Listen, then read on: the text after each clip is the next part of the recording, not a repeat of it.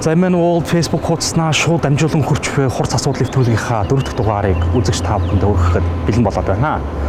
За бидний өмнөх нэвтрүүлгүүдтэй хамт байж сэтгэл болон лайк дарж урам өгч байсан үзэгч та бүхэндээ баярлалаа гэдгээ дахин хэлье.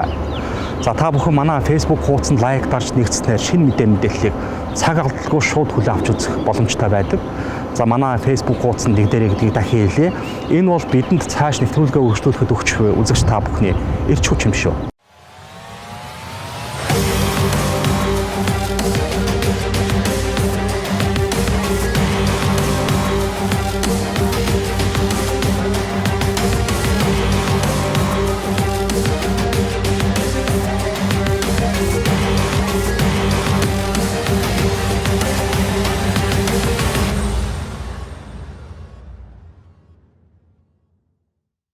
За зоригийн амь насыг хөнөөсөн талаар Монгол улсын шүүх аль хэдийн шийдвэр гаргасан.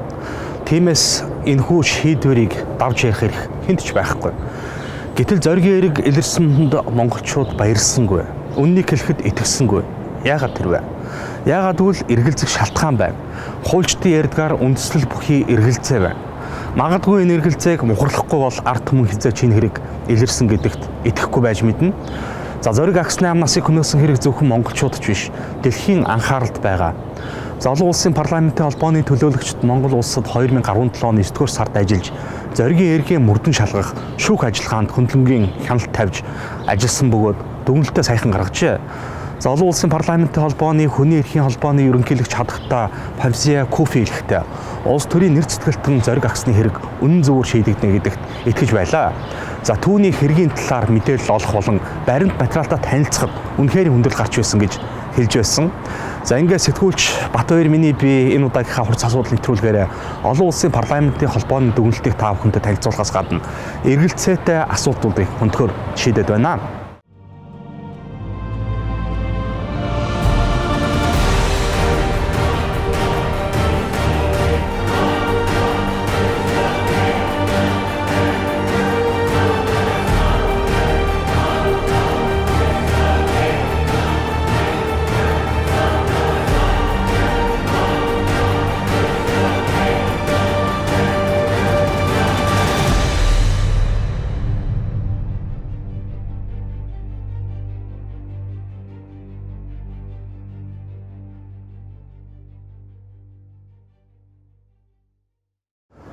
За Санжаа сүрэнгийн зориг бол арчсан хувьсгал бөгөөд арчсан намын оюун санааны удирдагч байсан.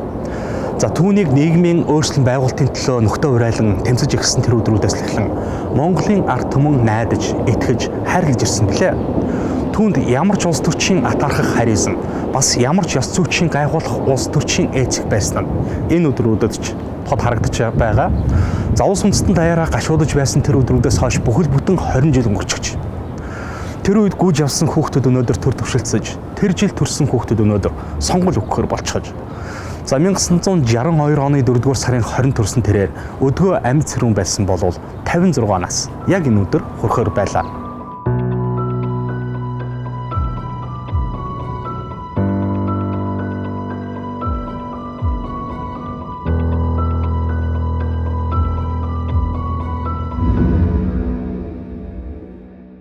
Өнөөдөр энэ намуудын хоорондох тэмцлийн эхний шинж тэмдэг нэлээд тодорхой манай улсад харагдаад байна уу да.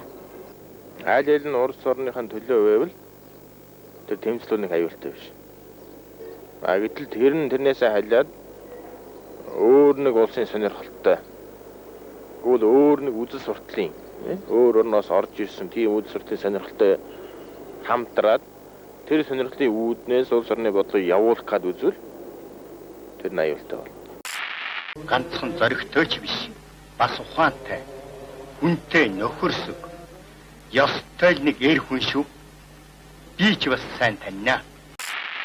За 1998 оны 10-р сарын 2-нд Монголын түүхэнд хар толон болсон энэхүү өдрөөс өмнөх улс төрийн байдал ямар байсан талаар авч үзье. За зориг агс 1992 он болон 1996 оны сонгуулиар улсын хурлд сонгогдож, арчсан холбоо эвслийн 2 дахь засгийн газар болох Элбэгдөржийн засгийн газарт дээд бүтцийн сайдын албыг хашиж байсан. За 1996 оны улсын хурлын сонгуулиар Монголын үндэсний арчсан нам, Монголын социал демократ намын ардчсан холбоо эвсэл 50 суудал, Монгол ардын хувьсгалт нам 25 суудал, Монголын үндэсний нэгдсэн нам 1 суудал авч ардчсан холбоо эвсэл анх удаа дангаараа засгийн газраа байгуулж байсан юм. За ерөнхий сайдаар Монголын үндэсний ардчсан намын ерөнхий зөвлөлийн гишүүн Инг Сайхныг сонгогдож, бүрэлдэхүүнд нь сонгуульд эцэл болж орж ялт байгуулсан Монголын үндэсний ардчсан нам Монголын социал-демократ намын төлөөлөл 50-50 харьцаатаагаар орсон байдаг. За энэ засгийн газар давхар дээлгүй олон улсын жишгээр хараад бус сонгодог засгийн газар байсан юм. Гэвч энэ засгийн газар 2008 оны 4-р сард огцорсон байдаг. За огцрох болсон шалтгаан нь ердөө намын дарга нь ерөнхий сайд байх нь зөв гэж үзсэн холбогдох хуулийг улсын хурлаар батлуулан элбэгдөрж давхар дээлийг өөрөө анх удаа өмсөж ерөнхий сайд болж байсан түүхтэй байдаг. За харин улмаар 1997 онд болсон ерөнхийлөгчийн сонгуулиар сөрөг хүчин болох Монгол ардын хувьсгалт намаас нэр дэвшсэн Багванд ялсан байдаг. Ингээд 1998 оны 6 дугаар сард банкны хямралыг гэтлэхийн тулд улсын өмчийн сэргээн босголт банкыг хувийн голомт банктай нэгтгэх шийдвэр гаргасан хэмээн сөрөг хүчнийхэн засгийн газрыг огцруулах саналыг улсын хурлд оруулж элбэгдөржийн засгийн газар огцорсон байдаг юм. За дараагийн ерөнхий сайдаар томилуулахаар эрх баригч ачсан холбоо эвслээс дэвшүүлсэн хүмүүсийг ерөнхийлөгч Багванд тухай бүртэн янз бүрийн шалтгаанаар буцаасаар улсын хурлд заасан хугацаанд ерөнхий сайдыг томилж чадаагүй байдаг. За элбэгдөржийн засгийн газрын гишүүд өөр гүйцэтгэгч гэсэн тодтолтоогоор 4 сар ажиллаж байх үед буюу 1998 оны 10 дугаар сарын 2-нд зоригийг гэрт нь олон удаа хутгалж амь насыг нь бүрлгэсэн байдаг. За 3 хоногийн дараа түүнээс халах ёс гүйцэтгэхээр 30,000 гаруй хүн цуглаж бүх нийтийн гашуудал зарлаж байсан.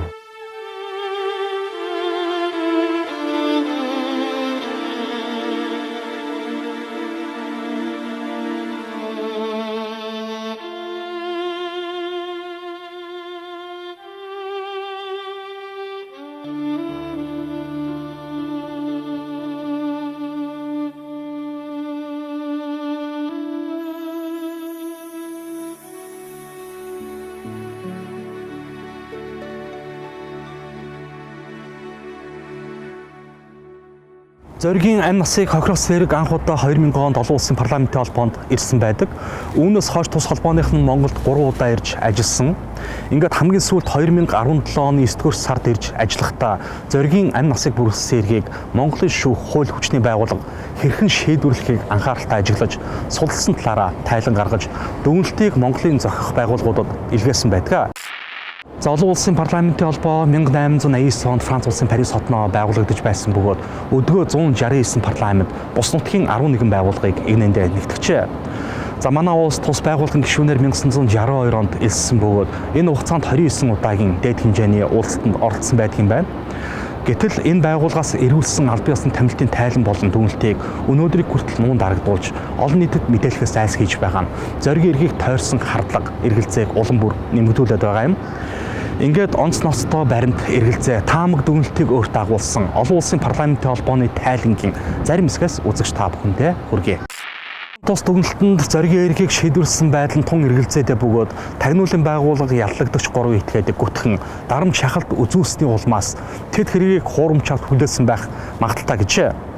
Мөн хэргийн явцад гарсан сүүлийн үеийн ахиц өөрчлөлт нь жинхэнэ гэмт хэрэгтэн захиалагчийг нуун дарагдуулах зорилготой хийгдсэн талтай гэж онцлсан байдаг.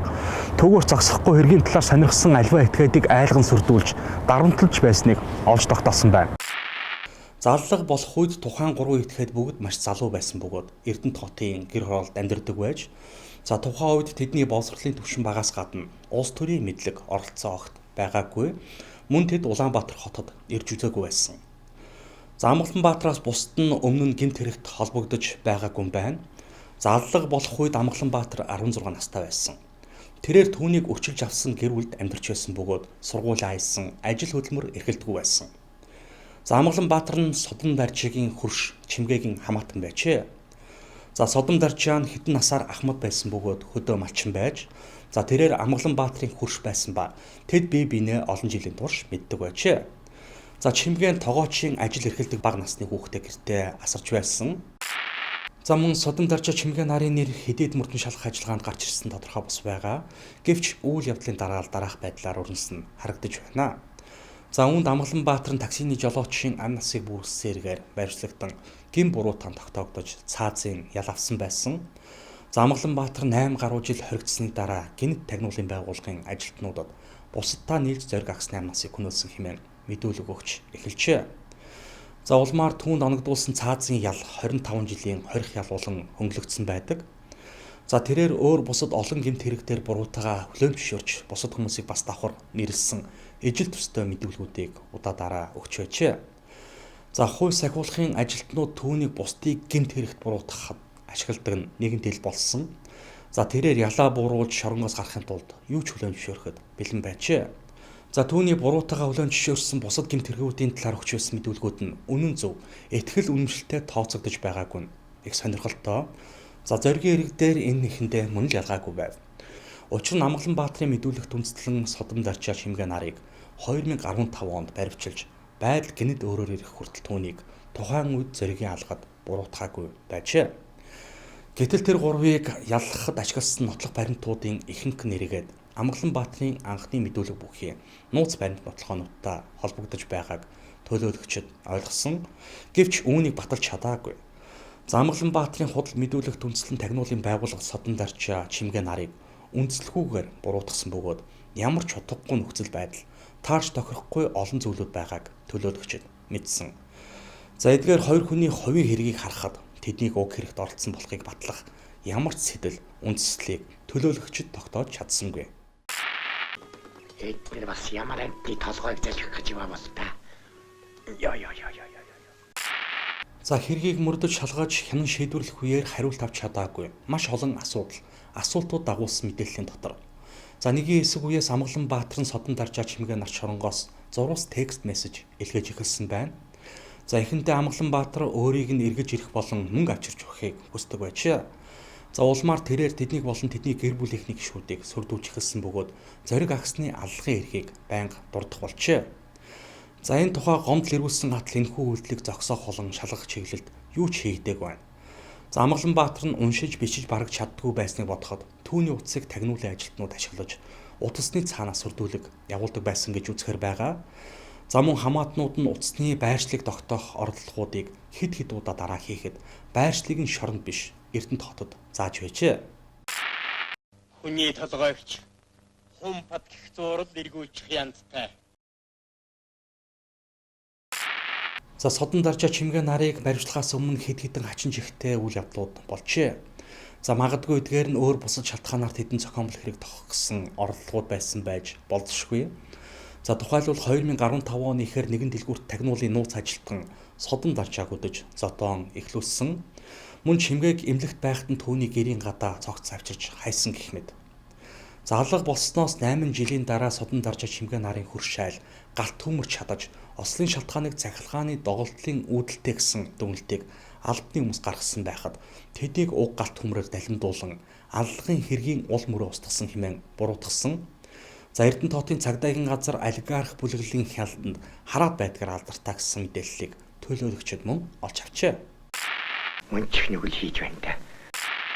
За 2015 оны 8 дугаар сард содон дарчаа чимгээ нарыг ямар нэгэн анхааруулга урьдчилж мэдэгдсэн зүйлгүйгээр маск зүүсэн тагнуулын ажилтнууд хүч хэрэглэн баривчилжээ. За тэдний гэр орныг бүрэн нэгжин онгицсан мөртлөө гэр бүлийнхэнд нь баривчилсан тухай ямар ч мэдээлэл өгөөгүй байна. За гэр бүлийнхэн тэднийг олон өдрийн турш ирж хайсан байдаг ба цагдан хоригдож байх эхний үед нь уулзахыг хүссэн ч чаддгүй байжээ. За хэргийн хариуцлагыг үүрхийг хүлээмжшөөрүүлж мэдүүлэх гарын үсэг зургуулахын тулд тагнуулын ажилтнууд содон дарчаа чимгээ нарт асар их дарамт шахалт үзүүлжээ. Энэ бичгэн дээр хороонака хооярыг тавьнаа.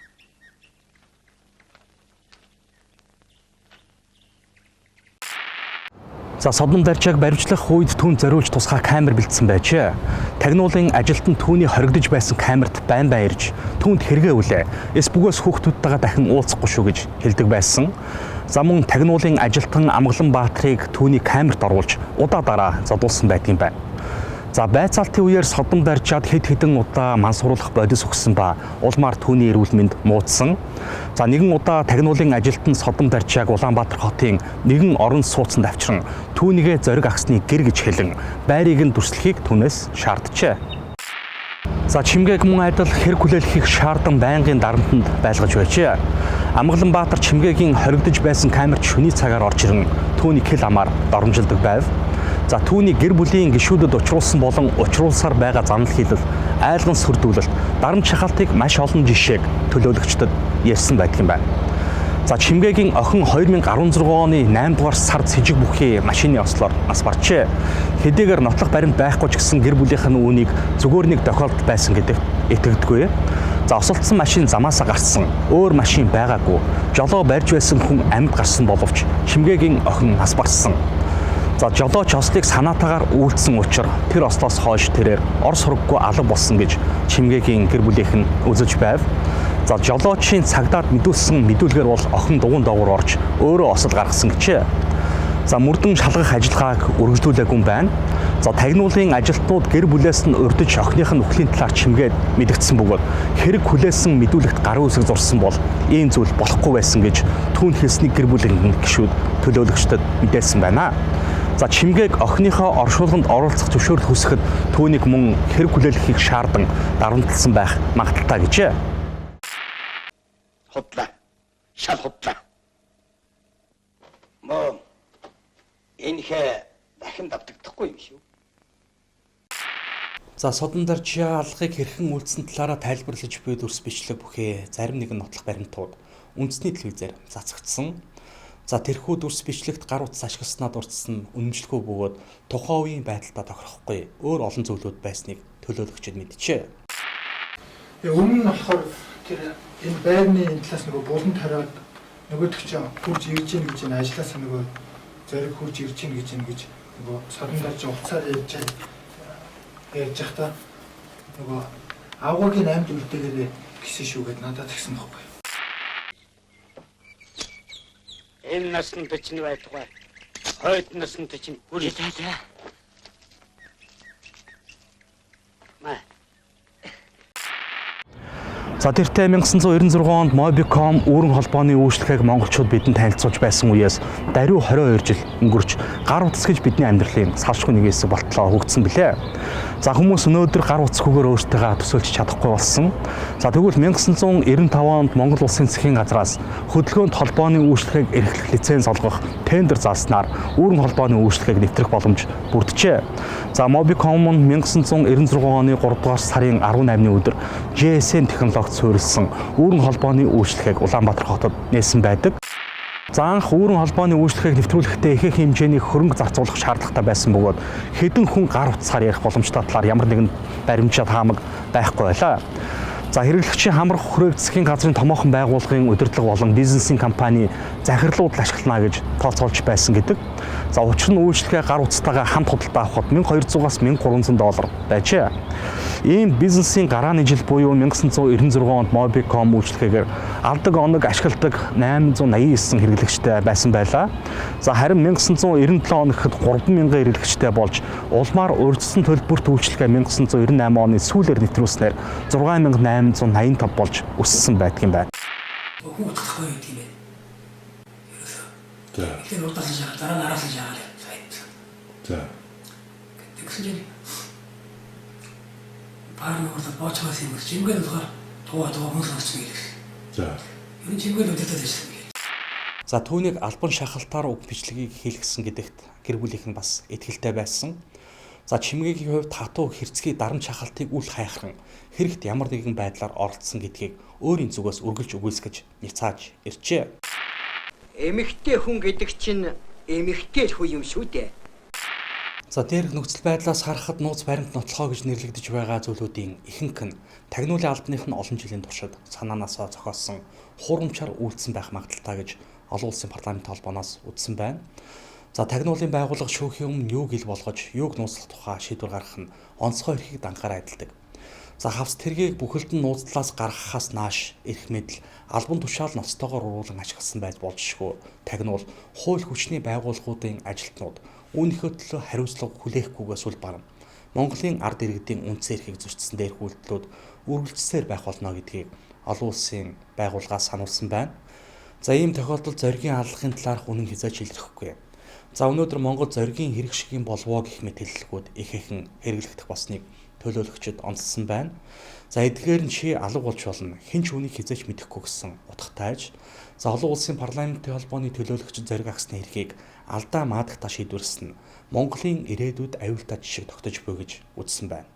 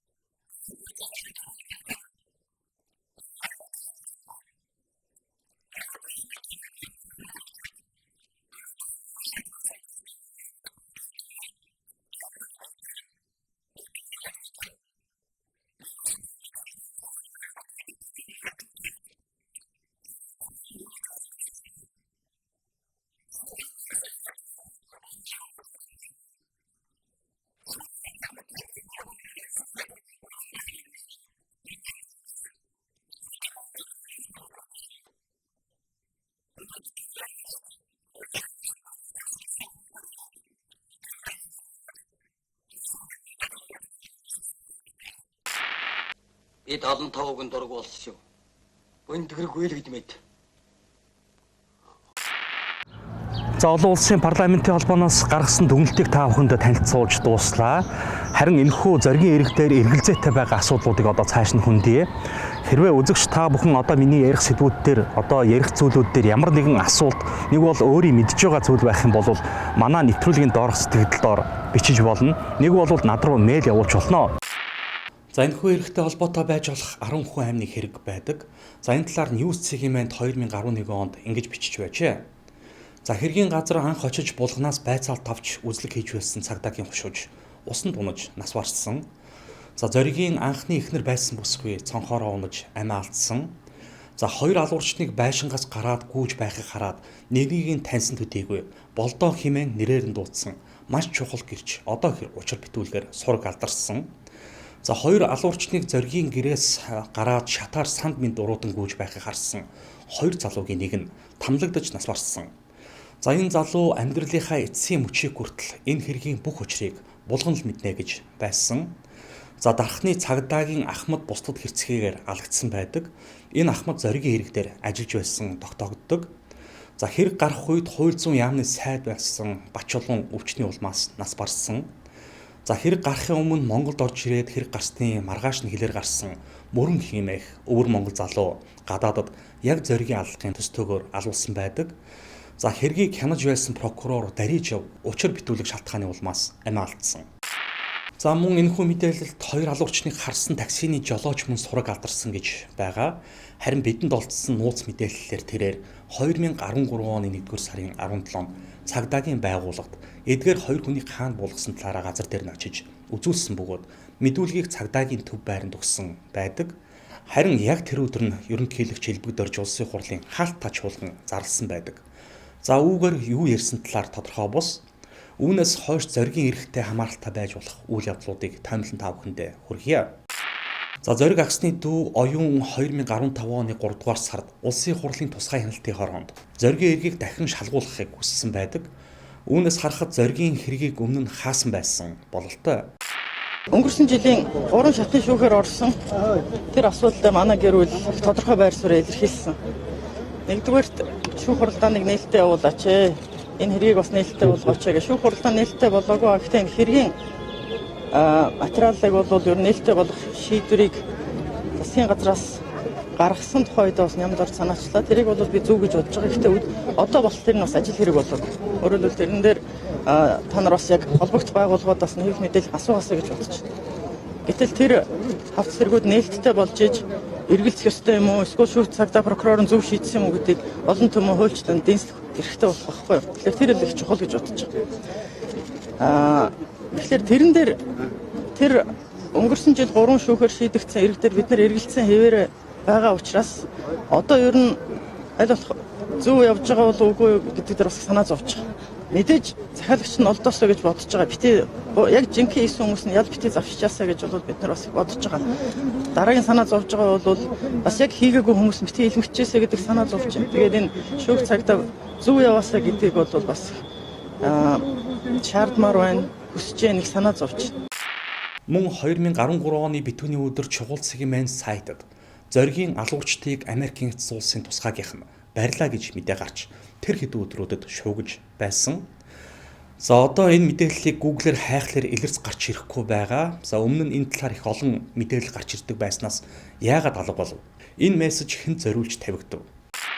За мөн 2014 оны 11-р сарын 21-нд Херогийн Баатар зоригийн алгын талаар бүрэн хэмжээний баримт кино хийж эхэлж байгаа талаараа мэдээлэл хийж байсан. За энэ талаар тухайн үед 24 цаг вебсайтад гарсан мэдээллийг та бүхэнд өргөе. За үүнд бичснээр Женка Батлахын фракц зоригийн аллага түүний түүхэн замнал тайлагдчихгүй бүхэн рүү шимтээ орчээ. За түүний нөлөө түүний удирдлага байгаа гэдгийг олон нийт харж байгаа. Тэгэхээр зоригийн аллагын талаарх олон асуултын хариуг Батулга олон нийтэд дэлгэхээр шийдсэн дээрх үйлдэлүүдээс харагдаж байгаа юм. За Батулга хийгээд түүний нүхт нь аль хэдийнэ мориндоо мордчихъя гэж бичиж байжээ. Харин 2016 оны 1-р сарын 6-нд Hero студид хулгай орж бүх архивын материал алдагдсан байдаг. Гол зорилго нь зоригийн баримт киноны материал байх магадaltaй байдаг. Хэр Entertainment студиэс бэлтгэн өргөдөг Монгол хулгайтны 100 эрхэм нэвтрүүлэг, 100 чухал сэдв нэвтрүүлгүүдийн бичлэг тус студийн төв серверт хадгалаатай байжээ. Түүнчлэн серверээс гадна өөр газар хадгалж байсан. Зориг агсны тухай баримтат киноны баримт материал дүрс бичлэгч алдагдсан байна. Тиймээс энэ явдлыг санаатайгаар зохион байгуулалтаар нарийн аргаар хийсэн үйлдэл гэж үзэж байгаа Хэр Entertainment-ийн захирал Баатар хэлсэн юм а. Энэ бол одоо маш нарийн зохион байгуулалттай том ажиллагаа гэж ахин тавтан хэлье. Манай сервер бол нэг тийм бас хэр оргийн хүн ороод ах сервер одоо бас биш. Нэлээд бас хамгаалалттай гэж боддог сервер байгаа. Тэгээд энэ бол би нэг тийм ганц хоёр хүмүүсийн надад дургуун хүмүүс ч үгүй юм уу. Эсвэл зарим нэгэн манай Hero Entertainment одоо нэг жоохон хоролцож чадчих гэсэн ганц хоёр юм уу 3 4 хүн ч юм уу тус нэг жижигхэн компани ч юм уу хийх ажил биш. Энэ бол том тусгай ажиллагаа гэж би та бүхэнд хэлье. За мөн тагнуулын газрын дарга асан хурц яагаад 2017 оны 10 дугаар сард болсон хэвлэлийн хурал дээр ерөнхий прокурор асан Дорилог Живыг нэмд орж болон Алтан хуйг нартаа нэр холбох болов. За уг нь Дорилог Жив ерөнхийлөгч асан Элбэг Доржийн хамгийн ойр дотны ихтэй хүмүүсийн нэг. Тэр ч утгаараа түүнийг ерөнхий прокуророор тавьсан байдаг. Гэтэл яагаад? Нэмд орж гэж хүн маань ер нь ямар учиртай юм бэ гэж. Энэ хүн бол Алтан хуйг Дорилог Жив гэсэн ийм маршруттай бүлэгл өөрсдөө. Дорилог Жив Алтан хуйг гэдэг. Энэ бүлэгл бол бас хүчтэй, мөнгөтэй, санхүүтэй, хэвлэлтэй, телевизтэй, сайттай ийм бүлэгл байгаа. За магадгүй ерөнхий прокурор асан Дорилог Жив зоригийн эрхийг шийдвэрлэхгүй. За хүн хэлмэгдүүлэх гээд байгааг мэдсэн агаад ажлаа 2014 оны 12 дугаар сарын 8-нд өгсөн байж болох юм. За харин түүний ажлыг урд нь зоригийн эрэг дээр ажиллаж байсан инх хамглан ерөнхий прокурор очсон байдаг. За мөн зоригийн эрэг дээр жижиг мэт боловч анхаарах нэгэн зүйл ажиглагдаад байдаг. За хэргийн газраас сүх олдсон байдаг. Энэ баримтын талаар өмнө нь Google-ээр хайхад олон жижиг мэдээлэл гарч ирдэг байсан боловч яг энэхүү нэвтрүүлгийг хийж байхад ер олдсонгүй. Бас л цэвэрлэгээ сайн хийсэн гэж анзаарагдахаар байгаа. Гэвч үндэсний телевизээр гарсан зоригийн хэрэг 18 жилийн дараагийнх баримтат кинон дээр сүх утга барьсан алуучд гэж гарч байгааг та бүхэн анзаараарай. Одоогоор батлагдаагүйч албан бусруул алуурчдыг зоригийн гэрт ороход магадгүй захиалагч хийтгэхэд хаалга нээсэн тухай мэдээлж байдаг юм а. Харин булган нүднийх нь хэсгийг сонсон хар носон малгайтай хутга сүх барьсан хүмүүс гэрт нь дайран орж ирээд хутга тулгаж мөнгө нэгсэн гэжээ. За өмнө нь миний уншиж байсан мэдээлэл дээр энэ хүүсүх нь баруун хараагийн нэгэн сангийн аж ахуйн галын самбарын сүх байсан гэж санах юм. Тэгэхээр дээр хүргэсэн 10 хүн амны хэрэгт дурддаж байсан дархны цагдаагийн ахмадтай холбоотой байж болох юм. Гэх мэтчлэн анзаарах, дахин шалгах зөрөөтэй олон асуудал хөрөн гарч ирж байна. За хамгийн сүүлийн мэдээгээр улсын хурлд харьцсан намын бүлэг хууль зүйн дотоод иргэн сайд эм доржийг огцруулах асуудлаар ерөнхий сайд хөрс өгөх шаардлага хүргүүлэхээр болсон байна. За үндслээ тайлбарлахдаа алтчин компани захирал Алтантай эрх ашигын хувьд холбоотой юу? За төрийн өндөр албан тушаалтан түрээсийн байранд амьдарч байгааг магадлах нь зүйтэй гэж үзсэн байна. За түүнийг 10 хоногийн өмнө улсын хурлын чуулганд юу гэж ярьж байсныг бүгдөө нэг эргэн санацгаая.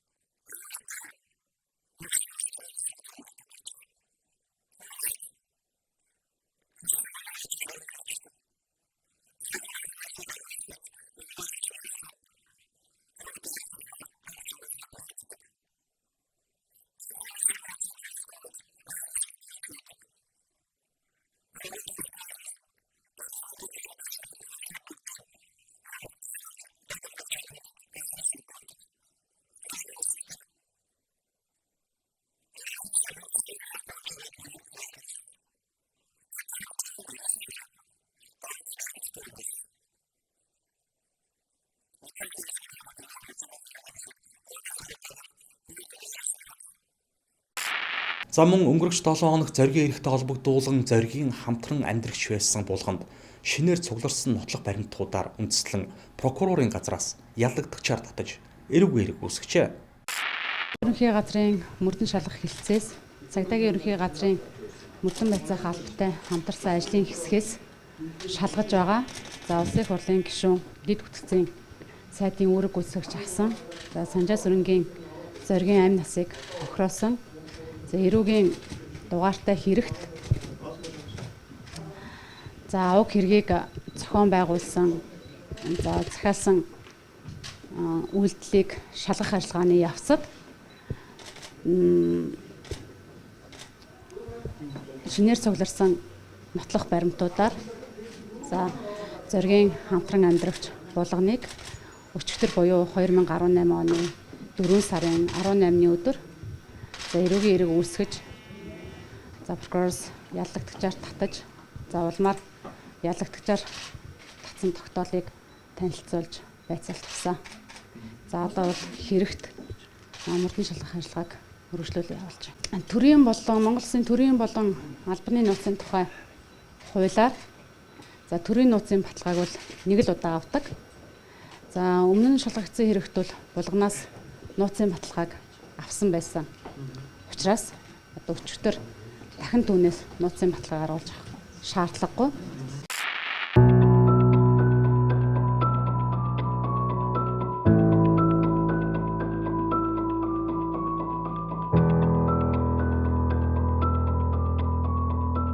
Эмээ би 7 бурханд минь 4 хүүхдээ санахгүй л байгаа юм баг. Ирэхгүй байх та минь гэд ингээд залбирлаа гэд хэлсэн. Тэгээ би бас нууцаар уйлжилсан. Дөрөв тэнараад. Минь маав ирэх удаагүй бат. Минь ирдгүй мө аав. Би аавгаа санаа лахин гэлдэгдэх байхгүй. Тэгээ зургатаар гаргахаар айгуу сонирн болдог ч тийм. Миний маа яац юм гэл ингэдэг. Хүүхдийн сэтгэл хүртэл эмзэглэж штэ. Хүүхд хүртэл одоо ингээл давхар хэлмэгдээл хэцүү л байна. Би одоо хуулийн байгууллаганд их л гомдож явдаг. Үннийг үнээр нь шийдэж өгөх байхаа л гэд бод залбирч суух юм да. Манай хуулийн байгууллагын одоо юм ажиллаа хийж чадхаа байж яхаараа тэр Амгаланбаатар гэдэг хүний үгэнд ороод энэ хүнийг одоо хэлмэгдүүлж байгаа тэр нөөцөрийг л би одоо миний утсан дээр нэг жод гэх хэрэг гарсан чинь Амгаланбаатар бас мессеж итсэн. Над руу 2-3 удаа мессеж дантлахын би шууд тэр өдөртөө сэм хуглаад хоёул ажил өөр дугаар авсан. Чи миний дугаар дахиж мессеж ирв. Манай хөрлөл байнга бичсэн л байсан. Над руу болохоор явах тий. Тэгэл бас л нэг үгээр дарамжчил бичсэн. Би ч гэсэн хэлмэгдээл үлдчихэв. Амьдрахад нэрэн хэцүү юм. Тамин ахтаа бас тус нэртэй бас арай л унд гэсэн. Өөрөө бас ганцаардаа тийм бас хөдлөе. Өөрөө нийлж хэлэл хүч ороход хаваас биш тоо. Арай гайгүй бол гэхээр дахиад эргээл хүч ороход ирсэн. Гэхдээ яагаад тэр 20 хэдэн жил яал авцсан байсан хүний тэр Амгаланбаатар үгээр үг хийж зүгээр ингээд нөхрийн тийм газар хийчихэд.